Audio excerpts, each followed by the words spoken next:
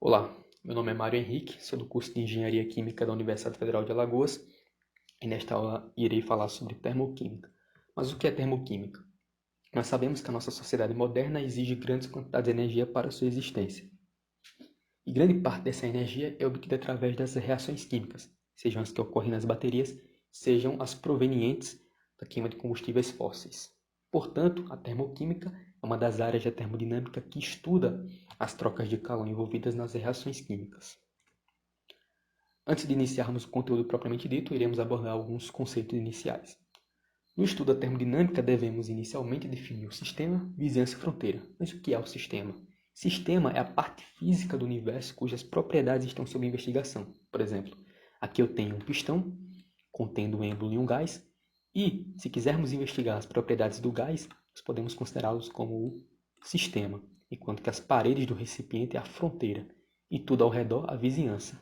Em um becker contendo líquido, nós podemos, caso queiramos investigar as propriedades do líquido, deste fluido, nós podemos considerá-lo como o sistema e tudo ao redor a vizinhança. A energia de um sistema, de uma substância, de um corpo, tem três componentes. Energia cinética, que está associada ao movimento macroscópico do corpo. A energia potencial, que está associada à posição do objeto em relação ao plano horizontal de referência. E a energia interna, que será de particular interesse nesta aula. A energia interna se refere à energia das moléculas que compõem a substância. Nós sabemos que as moléculas estão em movimento incessante. Todas as moléculas possuem energia cinética de translação, como ilustrado na figura, e, excetuando-se as moléculas monoatômicas, também possuem energia cinética de rotação e vibração molecular. Além disso, a energia interna está associada à energia resultante, à energia potencial resultante das forças intermoleculares, ou seja, as forças que agem entre as moléculas.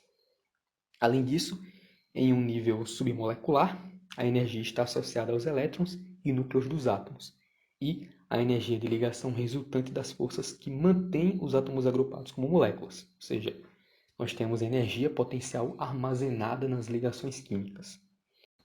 Mas a termoquímica se preocupa com o calor envolvido nas reações químicas. Mas o que é o calor?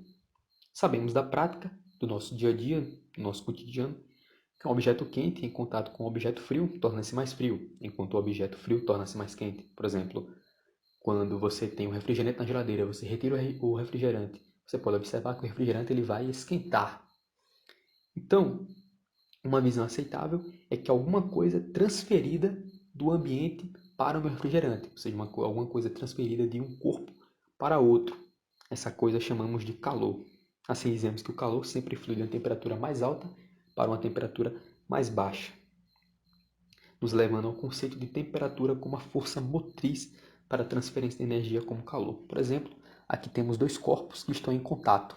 Um corpo quente, a temperatura T1, e um corpo frio, a temperatura T2.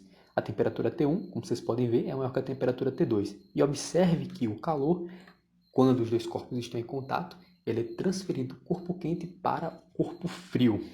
Então, portanto, o calor é uma quantidade de energia, podem notar, que é uma quantidade de energia que é transferida de um corpo para outro sempre que há uma diferença de temperatura, isto é, sempre que T1 for diferente de T2, nós teremos uma troca de calor entre os dois corpos, e sempre do corpo quente para o corpo frio. Outro conceito, outra coisa que é importante notar é que o calor ele não está estocado nos corpos. Por exemplo, esse corpo não tem calor, nenhum corpo frio tem calor, nenhum objeto tem calor, nenhum sistema tem calor, nenhuma substância tem calor.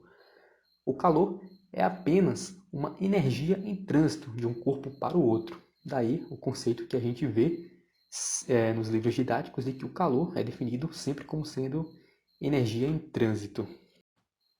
Aqui na imagem nós temos um recipiente contendo um gás. Nesse caso, vou considerar o gás como sendo o meu sistema, pois é o gás que eu quero avaliar as propriedades, e tudo ao redor é as vizinhanças. Quando a temperatura da vizinhança é maior que a temperatura do meu sistema, ocorre uma transferência de calor da vizinhança para o meu sistema, isto é, calor está sendo adicionado ao meu gás. Quando há adição de calor a uma substância, nesse caso é um gás, ocorre um aumento da atividade molecular e assim causa um acréscimo na sua energia interna. Como nós vimos, A energia interna ela está associada ao grau de agitação das moléculas. Quando há a transferência de calor da vizinhança para o meu sistema devido a uma diferença de temperatura, ocorre um aumento da atividade molecular. Vocês podem observar que anteriormente eu tinha uma menor temperatura e após a adição de calor, a temperatura aumentou. Ou seja, quando há adição de calor ao meu sistema, ocorre um aumento da temperatura, isto é, para um sistema fechado, como é o caso. Além disso, o sinal do valor numérico do calor possui significado. Por exemplo, aqui eu tenho um pistão contendo um êmbolo e um gás, estou considerando meu gás como sendo sistema. Quando o calor é maior que zero, significa que o calor está sendo transferido para o sistema, isto é, sendo transferido da vizinhança para o meu sistema. Ou, quando o calor for menor que zero, ou seja, quando o calor for negativo, significa que o meu sistema, que no caso é o gás, está perdendo energia na forma de calor para as vizinhanças. Além disso, da definição de calor como sendo energia em trânsito, o calor possui unidade de energia. As unidades mais utilizadas são a caloria e o joule. No sistema internacional, a unidade adotada é o joule. Uma caloria foi definida na época como sendo a quantidade de calor necessária para elevar em 1 grau Celsius a temperatura de 1 grama de água. E um joule é definido como sendo 1 Nm, ou seja, o trabalho realizado por uma força de 1 Newton ao longo de uma distância de 1 metro. Aqui temos as conversões de caloria para joule. Uma caloria é o mesmo que 4,184 joules e uma quilocaloria é igual a 4,184 kJ. Importante notar que esse K refere-se ao número 10 na terceira. Mas, agora que já definimos o que é calor, o que são as reações químicas? As reações químicas são processos que envolvem a mudança, transformação da matéria através do rearranjo dos átomos. Nas reações químicas, há dois tipos de substâncias principais.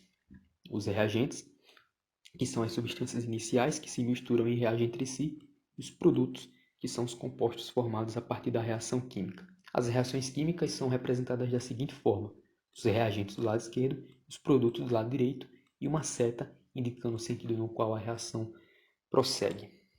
Por exemplo, temos a reação de formação da água.